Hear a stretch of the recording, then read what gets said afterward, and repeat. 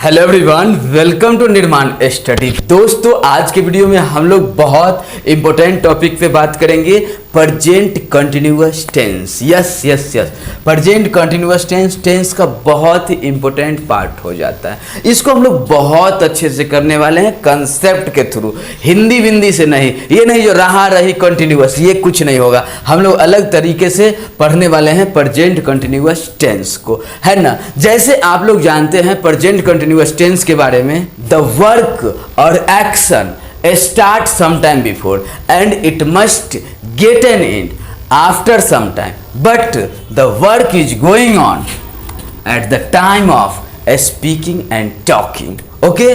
क्या समझ में आया? जो जब काम कुछ समय पहले स्टार्ट हो गया हो और कुछ समय बाद समाप्त हो जाएगा, लेकिन जिस समय हम लोग बोल रहे हैं, जिस समय हम लोग बात कर रहे हैं, उस समय वो काम कंटिन्यू है, और जो काम बोलते समय बात करते समय कंटिन्यू होता है, उसे हम लोग प्रेजेंट कंटिन्यूअस टेंस कहते हैं। ओके? रहा रही नहीं है ना? नहीं, रहा रही बचपन में होता था, अब नहीं। एक बात बताइए, मेरा भाई सोया है, इसको किस टेंस में बनाइएगा? माई ब्रदर हैज स्लेप्ट या माई ब्रदर इज स्लीपिंग? बताइए। Yes, my brother is sleeping. क्यों? क्योंकि मेरा भाई कुछ समय पहले सोया है, कुछ समय बाद जग जाएगा, लेकिन जिस समय हम लोग बोल रहे हैं, जिस समय हम लोग बात कर रहे हैं, उस समय वो वर्क कंटिन्यू है।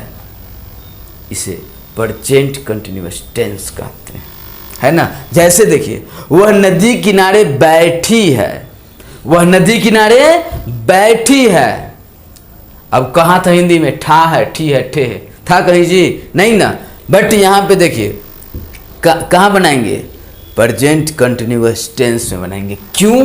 क्योंकि कुछ समय पहले बैठी है, कुछ समय बाद उठ जाएगी, चली जाएगी, लेकिन जिस समय हम लोग बोल रहे हैं, जिस समय हम लोग बात कर रहे हैं, उस समय काम कंटिन्यू है, मतलब वो टेंस प्रेजेंट कंटिन्यूअस है। चाहे हिंदी कैसा भी हो, कोई फर्क नहीं पड़ता। ओके?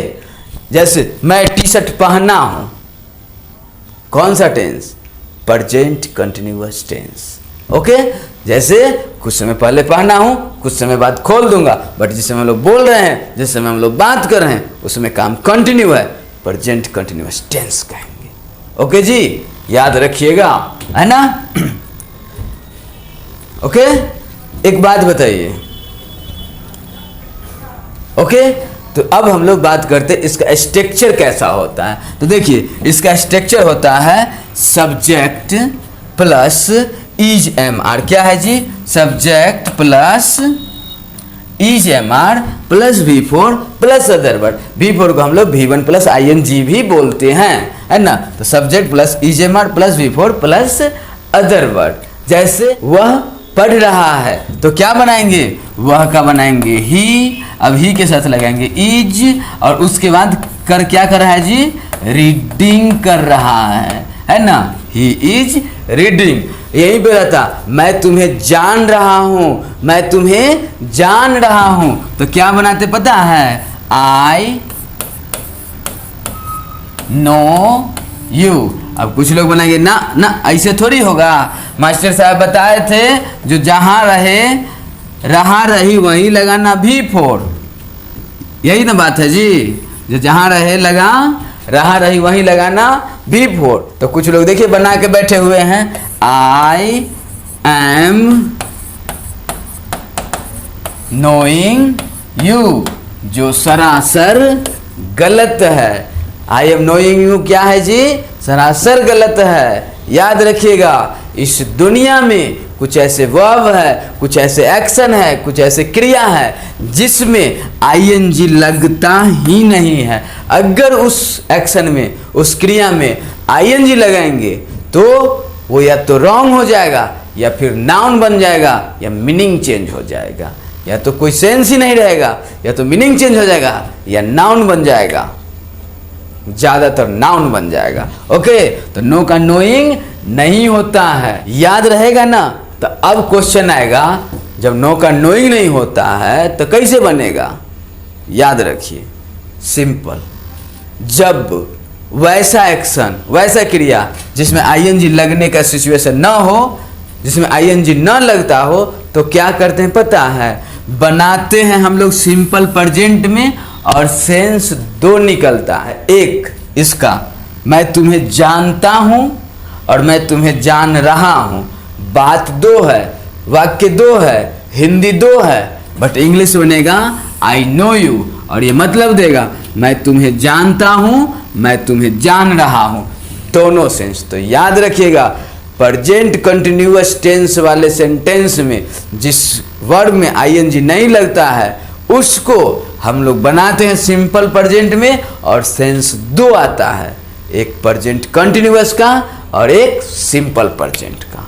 ओके जी, चलिए अब हम लोग बात करते हैं जरा, जो आखिर कितना ऐसा वर्ब होगा, कितना ऐसा वर्ब होगा जो ऐसा प्रॉब्लम क्रिएट करेगा। तो याद रखिए, जैसे इंटरनल फीलिंग वाला जो वर्ब होता है, इंटरनल फीलिंग वाला जो एक्शन होता है, क्रिया होता है, उसमें आईएनजी नहीं लगता है, और एक्सटर्नल फीलिंग वाला जो वर्ब होता है, क्रिया होता है, उसमें आईएनजी लगता है। जैसे पीटना, अब पीटना है, किसी को पीटे तो एक्सटर्नल फीलिंग दिख रहा है ना, हाँ, तो पीटना, बीट, तो बीट का बीटिंग होगा, बीट का बीटिंग होगा। लेकिन मैं तुम्हारे बारे में सोचता हूं, ये सोचना, अब सोचना है तो सोचना का हम लोग क्या लिखेंगे, थिंक, थिंक मतलब क्या हो गया, सोचना। बट अगर इसमें आईएनजी अगर लगा दिए ना,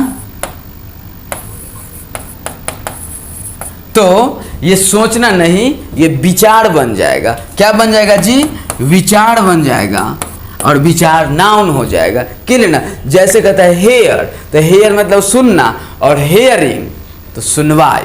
तो इंटरनल फीलिंग वाले जो एक्शन है उसमें आईएनजी नहीं लगता है। उम्मीद है इतना बात समझ में आ गया होगा। जैसे रन है तो रन में आईएनजी लगेगा क्योंकि एक्सटर्नल फीलिंग है ना। थिंक में नहीं लगेगा, मतलब ही चेंज हो जाएगा, नाउन ही बन जाएगा। क्लियर ना। तो जैसे कोई वर्ड आ गया एडमायर, तारीफ करना, प्रशंसा करना, अब एडमायर का एडमायरिंग नहीं होगा।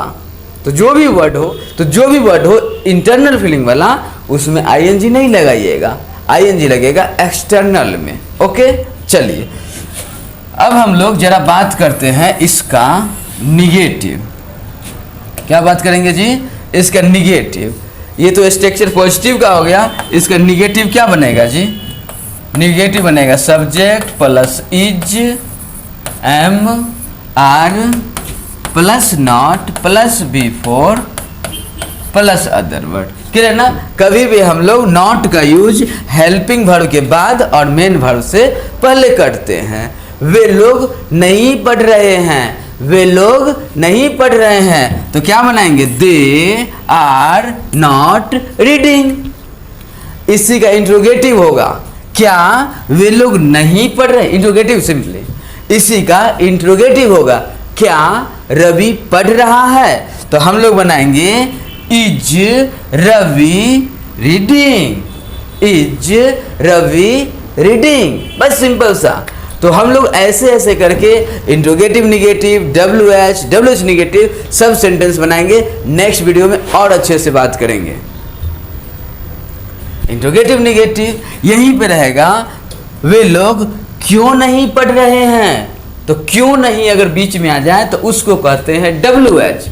क्यों नहीं अगर बीच में आ जाए तो उसे कहते हैं डब्ल्यू एच। और डब्ल्यू एच वर्ड कैसे बनता है पता है, पहले लिखेंगे डब्ल्यू एच वर्ड, उसके बाद लिखेंगे हेल्पिंग वर्ब, उसके बाद जो सब्जेक्ट होगा वो, उसके बाद बिफोर, फिर अदर वर्ड। जैसे वे लोग क्यों नहीं पढ़ रहे हैं, तो हम लोग लिखेंगे क्या पता है, why are they, why are they not reading.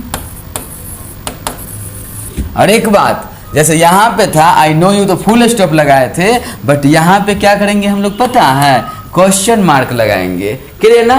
क्यों, क्योंकि जब भी सेंटेंस का शुरुआत सब्जेक्ट से ना होके किसी और से हो जाए, हेल्पिंग वर्ब से हो जाए या डब्ल्यू एच वर्ड से हो जाए, तो उस सेंटेंस में हम लोग क्वेश्चन मार्क का यूज करते हैं। और अगर सब्जेक्ट से स्टार्ट हुआ तो फुल स्टॉप का यूज करते हैं। उम्मीद है आज का वीडियो आप लोग को बहुत अच्छा लगा होगा। प्लीज़ अपना जितना दोस्त है उन सारे दोस्तों में शेयर कीजिए, मिल के पढ़िए, अब की बार एग्जाम क्रैक करना।